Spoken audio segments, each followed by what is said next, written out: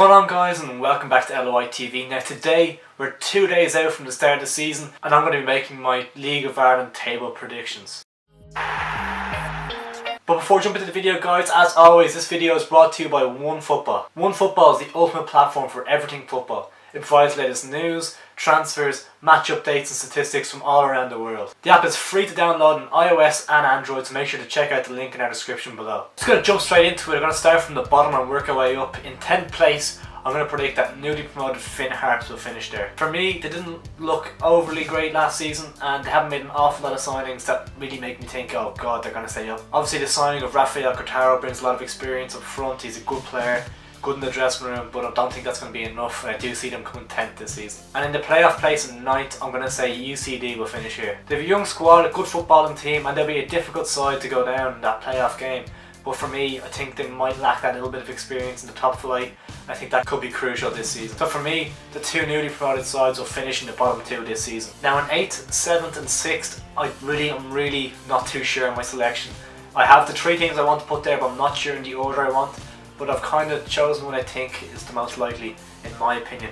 8th place, I'm going with Sligo Rovers. Again, they weren't too good last season, not picking up as much points as they would have liked. The signing of Ronan Murray will definitely keep them out of any sort of relegation battle. I think he'll score lots of goals, hopefully, and he could well fire them up into a mid-table area.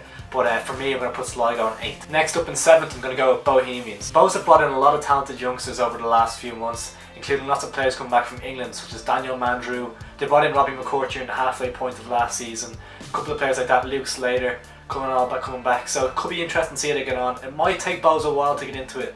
I am predicting that they will finish 7th because I think they could have a slow start, getting to know each other again. It's kind of the same with Bohs. They finish the season really well, and then go into the next one with kind of a new team. So I do think Bohs will come 7th. I think the fans will probably take that. It's not too bad. Don't be threatened with relegation.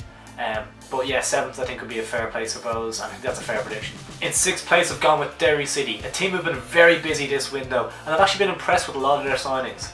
Bringing Barry McNamee back will be huge for them. He's a very creative midfielder. Didn't really get going at Cork last year, kind of played out of position at times, but with Derry, he'll be given that number 10 role and he'll do very well there. Also, be interested to see how Owen Stokes gets on. Showed signs of being a good player last season with Bohs, and maybe he'll get a bit of a run in the first team next season at Derry.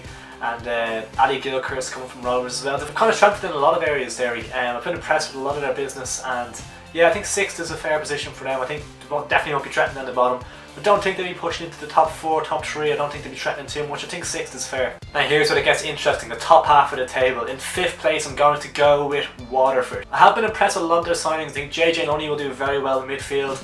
Be interesting to see how Zach Elbouzedi gets on the right hand side, maybe playing out there. And it'd be interesting to see a lot of Damien Delaney coming from Cork. It'd be interesting to see if they can kind of gel together quickly. They haven't really got that area fixed up top. I think Ishmael Akinade will be their out-and-out striker this season. I don't think he'll have the goals to shoot them up into a title challenge or even into the top 3. I think 5th could be where Waterford will lie this season. If they have a good cup run and a good showing in Europe, I think the fans will be happy. But yeah, I think 5th place is probably a fair assessment for where they're at. Along with that, I think their squad depth is quite weak. I think they've not got a lot of options in areas of the pitch that you might like. So over the long stretch of the season, it could get difficult. So yeah, I think 5th. Oh, it's a top 4. It's tough to predict. I'd love to see the opening fixtures because that would be a big tell for me. But I'm just going to go with Pats in 4th. That could be so wrong, but I think I'm going to go with Pats for 4th. I think they've been so impressed with their business. I think they've done the best business out of everyone in the Premier Division.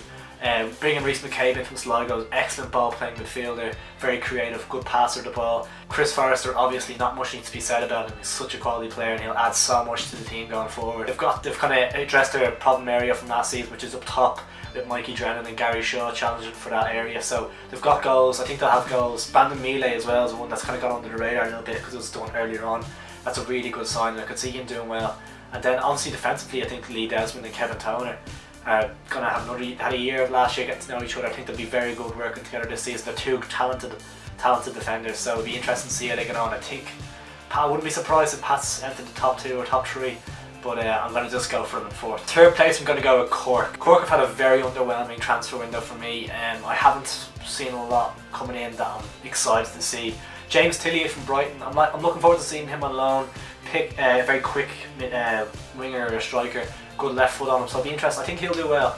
Obviously they've got players. I think people are kind of writing off Cork a little bit. I've seen people thinking they're going to do terribly this season. I don't think they're going to do terribly at all. I think they will stay in the top 3, but I do think they'll slip out of that top 2 this season.